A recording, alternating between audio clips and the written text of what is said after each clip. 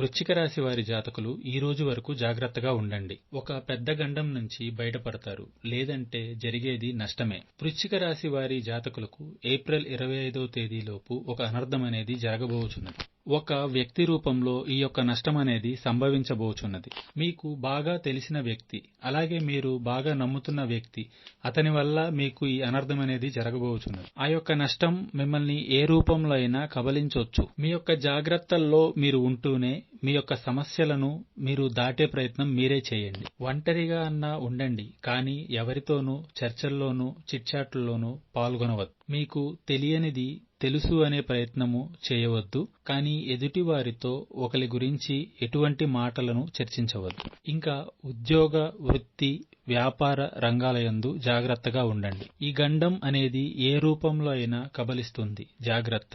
ఎటువంటి సమస్యలు, సందేహాలున్నా గురువు గారిని సంప్రదించండి.